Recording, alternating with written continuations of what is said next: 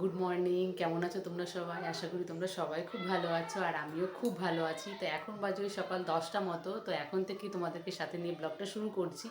সকালবেলা আমার কাজবাজ কমপ্লিট হয়ে গেছে। এখন ঘরটা মুছবো, স্নান করে আসবো, তারপরে এসে ঘরের বিছানাপত্রগুলো সব তুলবো। এখন আর এগুলো ধরছি না। আর আজকে হচ্ছে বৃহস্পতিবার, তো বৃহস্পতিবারে আজকে লক্ষ্মী পুজোটাও দিতে হবে বাড়িতে। তো এখন অনেক কাজ আছে।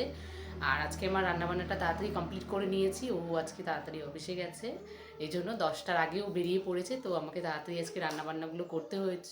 ও অফিসে চলে গেছে, তারপরে আমি কাজগুলো আবার শুরু করেছি। সকালের কাজগুলো বলতে এই রান্না করা, বাসন মাজা, খাওয়া দাওয়া এসবই। তো ঘরের কাজও টুকিটাকি থাকে, যেগুলো ক্লিনিং করার থাকে সেগুলো থাকে।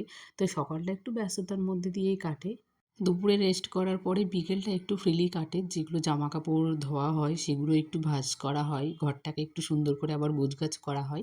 বিকেলের কাজ এইটুকুই, কিন্তু সকালটা খুব তাড়াহুড়োর মধ্যে দিয়ে কাটে প্রত্যেকটা দিনই। আমার তো প্রত্যেক দিনই সকালটা তাড়াহুড়োতে কাটে। কারণটা হচ্ছে আমি ঘুম থেকে অনেকটা দেরি করে উঠি, তারপরে তাড়াহুড়ো করে কাজগুলো করি। তাই মনে হয় আমার মানে সকালটা খুব তাড়াহুড়ো লেগে যায়। কিন্তু আমি চাইলেও না সকালবেলা কোনো দিন তাড়াতাড়ি ঘুম থেকে উঠতে পারি না।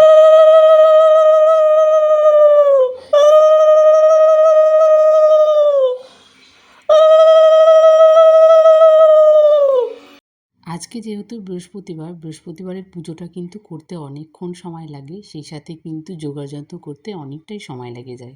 কয়েকটা দিন আমি সকালবেলাতে স্নানটা করতাম, তারপরেই পুজো দিয়ে দিতাম। সেটাই মনে হচ্ছে আমার কাছে আজকে বেস্ট মনে হচ্ছিল। কারণ প্রত্যেক দিনই আমাদের পুজোটা 12টার আগেই করা উচিত। আমার মা, দিদা সবাই বলতো 12টার আগে স্নান করা উচিত, 12টার আগে পুজো দেওয়া।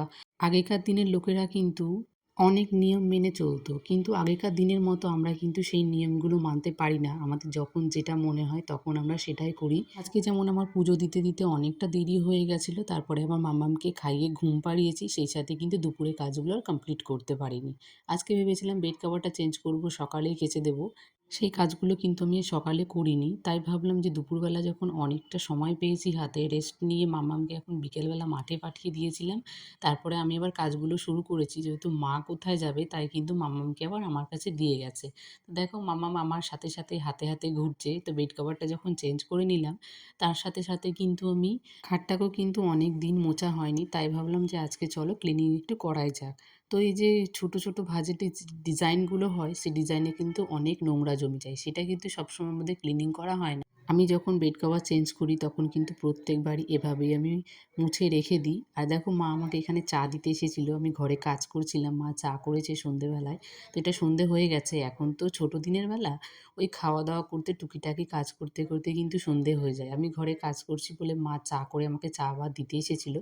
আমি বললাম তুমি বাইরে রাখো, আমি অন্তত বেড কভারটা পেতে আর বালিশের কভারগুলো দিয়ে তারপরে আমি চাটা খাবো।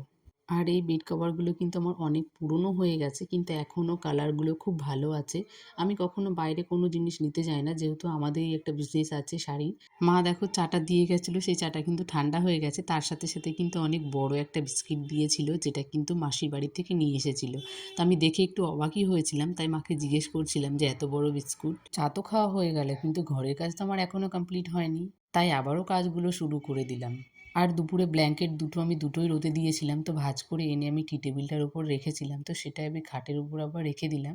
মাছের যে লাইটটা ছিল সেটাও জ্বালিয়ে দিলাম, মাছেদেরকে একটু খাবার দিয়ে দিলাম। আর খাবারের গন্ধটা এত বাজে, যেটা আমি নিতে পারি না বলে সবসময় আমি কিন্তু খাবার ওদেরকে দিই না। বেশিরভাগটা আমার হাজব্যান্ডই এসে দেয়। ও যখন আসে, যখন একটু ফ্রেশ হয়ে আবার মাছেদেরকে দেখে, তখনই কিন্তু খাবার দাবারটা ওই দেয়। আমি খুব একটা ওদেরকে দেখি না। বাইরের ক্লিনিংগুলো আমি করি, ভেতরের কাজটা কিন্তু ওই করে। তো ভেতরটা অনেক দিন হয়েছে নোংরা হয়ে গেছে, মানে অ্যাকোরিয়ামের ভেতরের কথা বলছি। তো ভেতরটা দেখি কবে এখন ক্লিনিং করতে পারি, এতটা সময় হচ্ছে না। আর ও এখনও বাড়িতে থাকতে পারছে না, মানে সেভাবে ওর ছুটি এখন হচ্ছে না। তো দেখি কবে ছুটি হয়, তারপরে একসাথেই করব। কারণ একার দ্বারা আমার অসম্ভব মামামকে নিয়ে সব কাজবাজ কমপ্লিট করার পরে অ্যাকোরিয়াম পরিষ্কার করতে অনেকটা সময় লেগে যায়। তো একদিন সময় হবে, সেই হিসেব করেই আছি। দেখি এখন সেই সময়টা কবে হয়। সেই সাথে যে বিকেলে কাচাকুচিগুলো হয়েছিল সেগুলো একটু ভাঁজ করে রেখে দিলাম। আর এখানে একটু সোফাটাও ক্লিনিং করে নিলাম। তো চলো বন্ধুরা, আজকের মতো ভিডিওটা আমি এখানেই এন্ড করছি। ভিডিওটা ভালো লাগলে প্লিজ সবাই একটা করে লাইক করে দিও, সবাই একটু সুন্দর সুন্দর কমেন্ট করিও। তো চলো আজকের মতো ভিডিওটা আমি এখানেই শেষ করছি।